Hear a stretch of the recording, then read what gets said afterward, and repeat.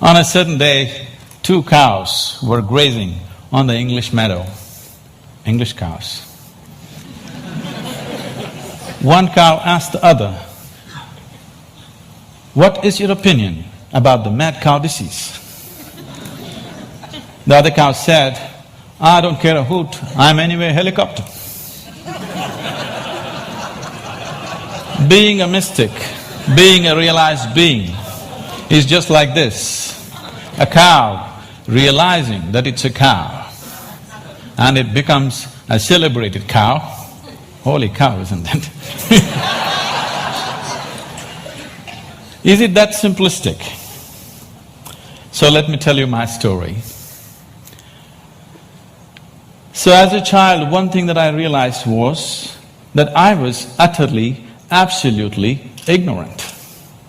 And everybody around me seemed to know just about everything. I did not know anything at all. So because I did not know anything, I had to pay enormous attention towards everything. My sense of attention became like this: if I see a leaf, I could just sit there looking at this leaf, just staring at it for hours. If I sat up in my bed, just staring at the darkness, I could just do this for the whole night. So this attention brought a completely different level of involvement and interaction with just about anything and everything around me, animate and inanimate. But everybody else seemed to know everything and they were just going about their life busy and happy. But I was just staring at every little thing. Then I realized that even they did not know anything. It is just that they had their assumptions and belief systems that they were happy with, either their own or what was handed down to them by someone else. And they not only knew about what is here, they also knew about other worlds, about gods, about heavens and everything. And here I was struggling to figure out what is what. So this so intrigued me that I started planting myself outside a major temple here in Mysore, because I wanted to really see, after having a meeting with God, after having a conversation with God, how people will be. So I stood there intensely observing every face that's walking out of the temple, and generally I heard local gossip. Sometimes in Indian temples your footwear walks away with someone else, and then I hear people cursing the creation and the creator. I always found people walking out of restaurants always had more joyful faces than people walking out of temples. Divine versus dosa. Dosa seems to win. I could not come to terms with this, and so I slowly became more and more and more skeptical about everybody and everything around me. Skeptical about social structures, political systems, religious beliefs, even scientific theories, because none of them match with my experience of life.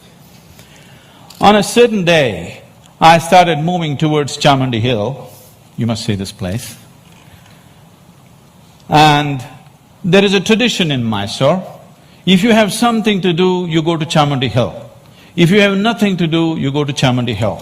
If you fall in love, you go to Chamandi Hill. If you fall out, you go to Chamandi Hill. I had just fallen out and I had nothing to do, so I started moving towards Chamandi Hill. And I went up and sat on a rock there.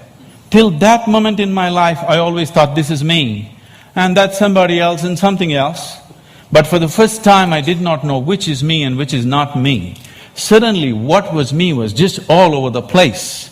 The very rock on which I was sitting, the air that I breathed, the very atmosphere around me, I had just exploded into everything. That sounds like utter insanity. This, I thought, lasted for 10 to 15 minutes. But when I came back to my normal consciousness, I was about 4.5 hours. I was sitting there, fully conscious, eyes open, but time had just flipped in my experience. For the first time in my adult life, tears were flowing down, and I've always been peaceful and happy, that was not an issue, but here I was drenched in a completely different kind of blissfulness, every cell in my body bursting with ecstasy. When I shook my head and trying to get some logical explanation for what's happening to me, the only thing that my very smart mind could say was, maybe I'm just going off my rocker.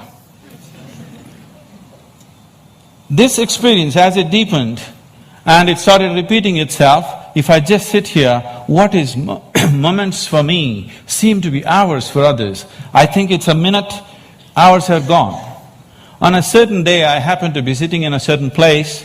I actually thought it's about 25–30 minutes, but when I came to my normal senses, 13 days had gone by. I was sitting right there. India being what it is, a whole crowd had gathered, garlands around my neck, people touching my feet, somebody wants to know what will happen to his business, somebody wants to know when his daughter will get married. All the things that I hated were just happening around me. And I had to move away from this place just to avoid this crowd around me. And as this experience deepened into me, one thing that happened to me was, everything that I believed was me suddenly was not me. This was always me. And suddenly I found this is just an accumulation of food that I've eaten. What I accumulate can be mine but can never be me. This was just a huge heap of impressions in my mind.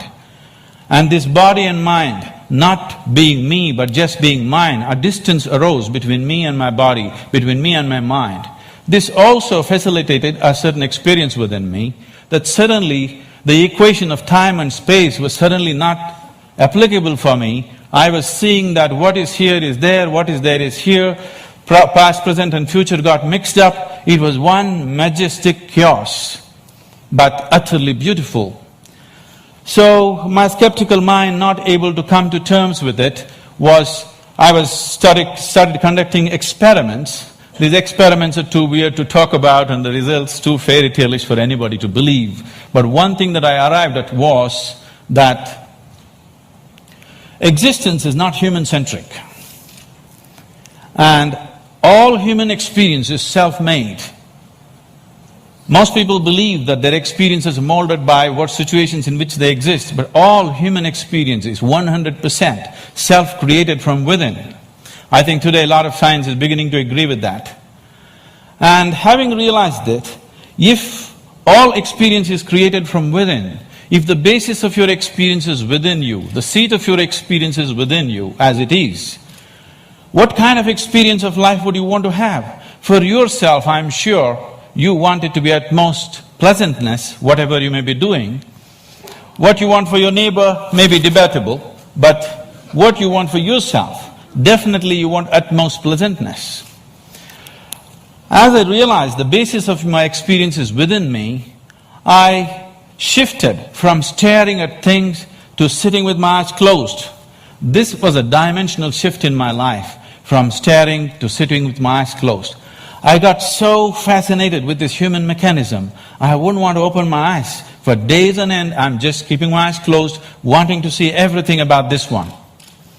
And what I realized was, if I take a piece of bread and put it into this system, this piece of bread becomes my body in a few hours, and I begin to experience this as myself.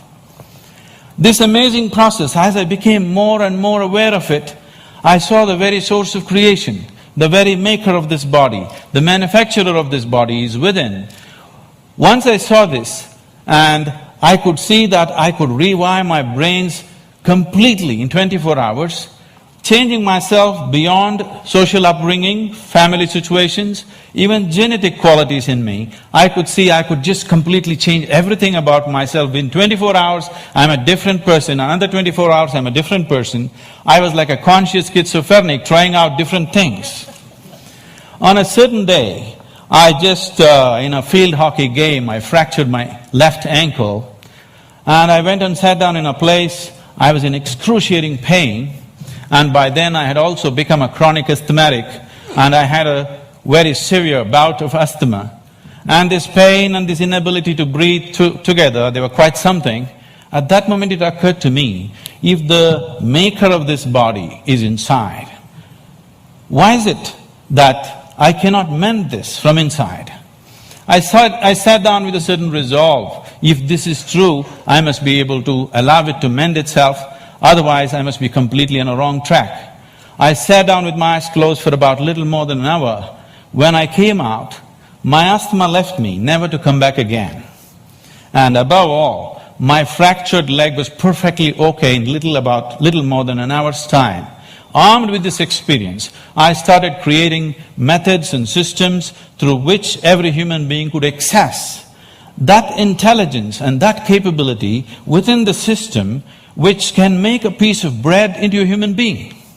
This intelligence and this competence within the human system, which is not just about thought process, exists in every human being, but unfortunately remains untapped. And I went about creating systems that people could make use of today, these technologies for inner well-being, these methods to engineer your interiority the way you want it.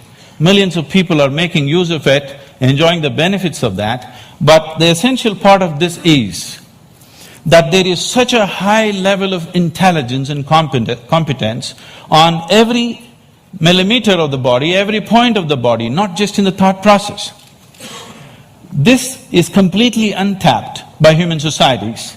There are ways to do this, and as I went into this process, what I saw was, what is it that determines what is me and what is not me? I am capable of taking a piece of bread and making it into myself.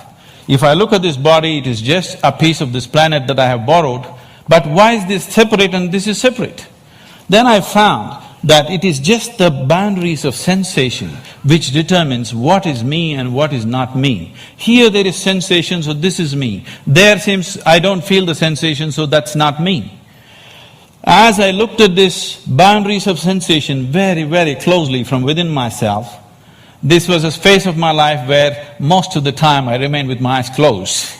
I realized that the boundaries of sensation can either be stretched, expanded, or even made smaller than what it is right now. You can sit here and not feel anything that's happening here right now. This happens in sleep to some extent.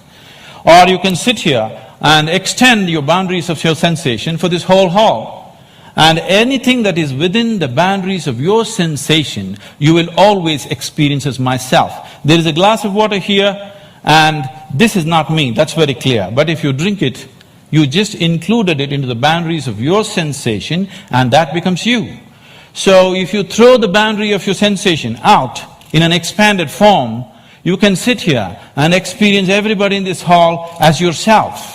You can stretch it further, experience the very cosmic scape like you experience your own body. This sense of inclusiveness, if it comes into you, when this came into me, I suddenly realized that to be loving is not somebody's teaching. To be compassionate is not an idea. To be in empathy is not some esoteric principle. This is the way a human being is made. If only he does not constipate his consciousness with limited identifications with things that he is not.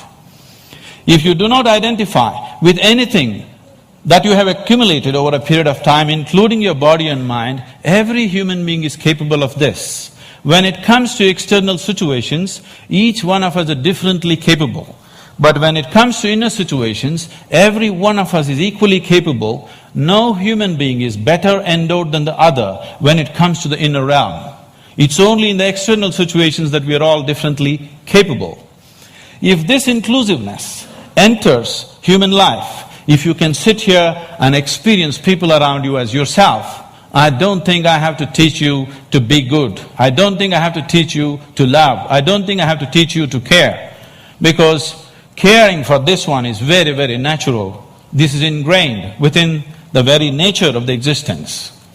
This inclusiveness definitely has to touch humanity, so this became my life, my work and my endeavor to develop methods so that people can experience this inclusiveness. If this inclusiveness is experienced by humanity, particularly by the leadership, people who wield power and different aspects of responsibility in the world, definitely we could find solutions for everything, because today, we as a generation of people, this is very significant, for the first time, we are capable of addressing every human problem on this planet of nourishment, health, education, ecology, you name it, we can address it all. We have the necessary resource, capability and technology for the very first time.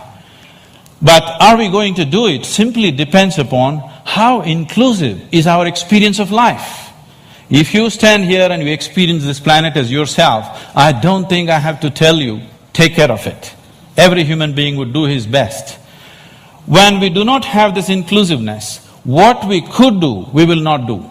In our lives, if we do not do what we cannot do, that is not a problem. But if we do not do what we can do, we are a disaster. My hope and my work is just to see that we as a generation of people do not become that kind of a disaster, that what we can do, we will definitely do. And right now what we can do compared to what we could do 100 years ago is so incredibly different, so incredibly different. But what's missing is an all-inclusive consciousness, a all-inclusive experience of life.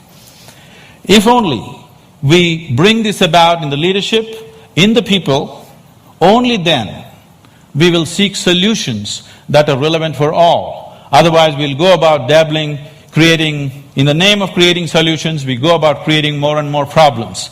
If we truly have to create solutions that are relevant for all, an experience of absolute inclusiveness has to happen to humanity, and it's possible. Thank you very much.